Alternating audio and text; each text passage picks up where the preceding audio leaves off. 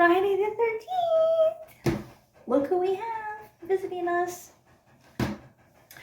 I love Friday the 13th. It's like one of my favorite days ever. Not only because it just gives everybody the creeps and it's considered a unlucky or spooky day. It's actually one of my lucky numbers. 13 is one of my lucky numbers. And I usually have a pretty good day on the 13th of any month. But Friday the 13th is a great day for me. Anyways, we are going to go through Jason Voorhees' backstory. Okay, Jason was born to Elias and Pamela Voorhees on June 13th, 1946, which was actually a Thursday, I believe, not a Friday, but we'll just keep that on the DL. Jason was an unfortunate child from the get-go. He suffered with ailments that caused major facial and physical deformities, including hydrocephalus and mental disabilities. He was raised in Crystal Lake. Jason spent his time as a boy at Camp Crystal Lake, where his mother worked as a cook.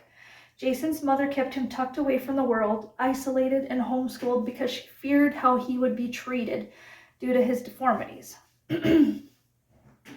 She always was marked with a very protective nature. The one time she let him out of her sight, he was placed in the care of camp counselors who left him unattended and vulnerable when they were off fraternizing and not paying attention to the campers.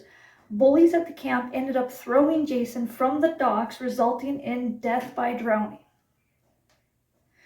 Pamela, blinded by rage after hearing of her son's death, later got her revenge on the counselors at Camp Crystal Lake and murdered most of them.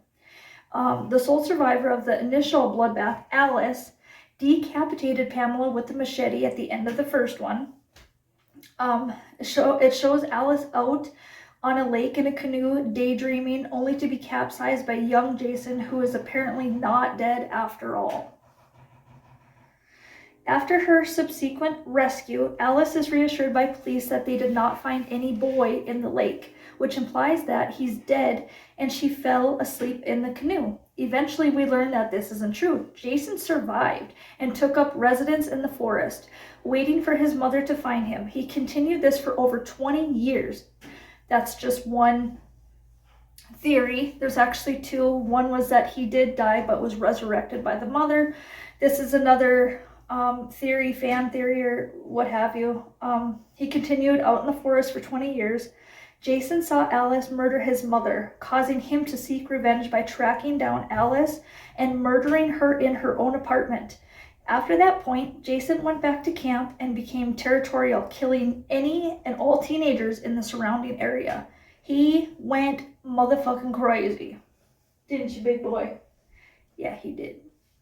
So, at this stage, Jason is still presumed to be mortal and very much alive. Finally, he suffers a presumably fatal blow via an axe to the head in Friday the 13th, Part 3.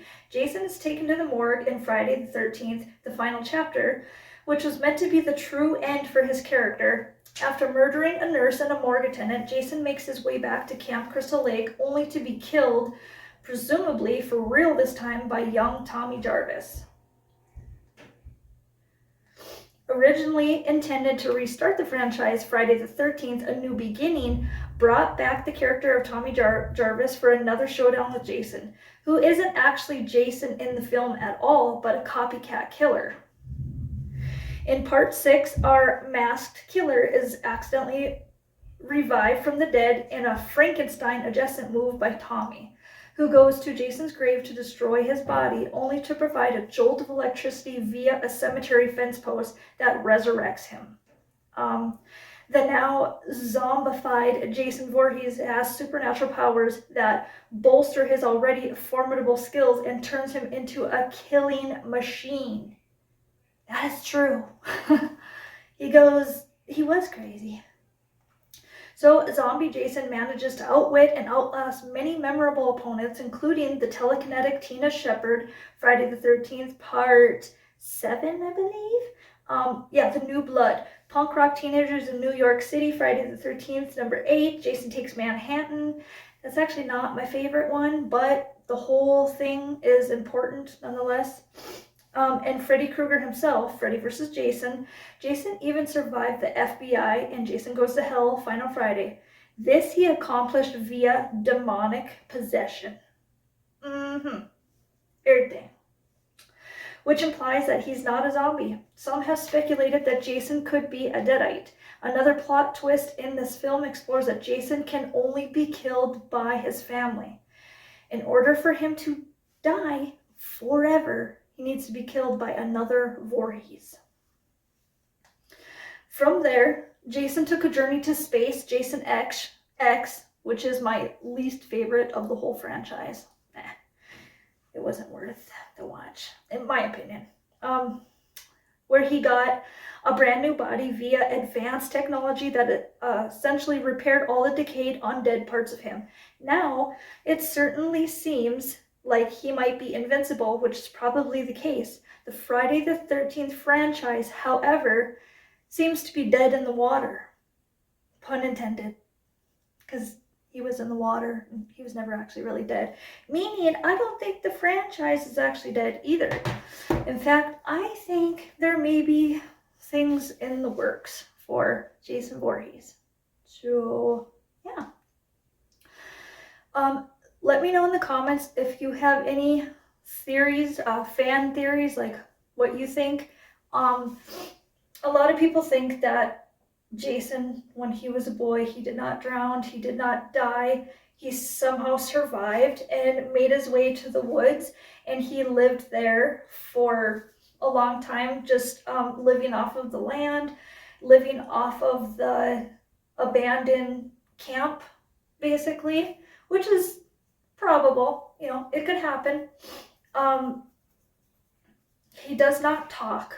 In fact, the last words he ever said is when he was alive, when he was drowning. He was asking his mother for help. He was asking anybody for help. He was screaming for his mother. Jason was a mama's boy. Alive and dead and undead. He was always a mama's boy, always will be. A lot of people don't, I shouldn't say a lot of people don't know this, but in the first one, Jason's not actually the killer. So 2 of the movies out of the whole franchise, I believe it's the first one and the 5th one, I think. The first one, Mrs. Voorhees, Jason's mother, is the killer. And in the 5th one, it was a copycat, so it wasn't actually Jason. So, and also, I don't know if anybody knew this, but they weren't actually going to go past 2 movies for Jason. But they kept going, and it's amazing because some of the newer ones are fucking awesome. My personal favorite in the whole franchise is it number 7, New Blood? Tina with the telekinesis. I love their battles. It was so good. I love that one. Favorite. Plus, Corey Feldman's in there. Love it.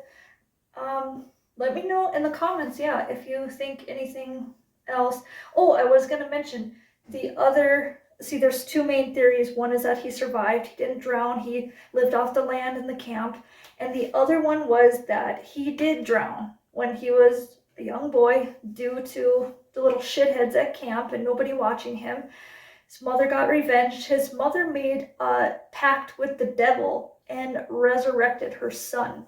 And then Jason, the mother was killed, and then Jason, as he got older, had a shrine for his mother and did the same. He resurrected her. So,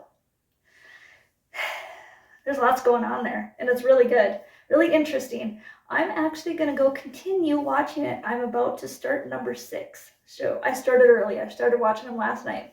Check out my hat. 1980, Camp Crystal Lake. Yep. I mean, I wasn't born yet in 1980, but it works. So let me know in the comments if you have your own theory on how this whole thing happened, if you know any other information that I didn't talk about tonight. Yeah, happy Friday the 13th. I hope you have a great weekend. I'll see you on Sunday for our normal scheduled scary story time. And I don't know, stay spooky. You got anything for them? Nah, he doesn't talk, remember. Night.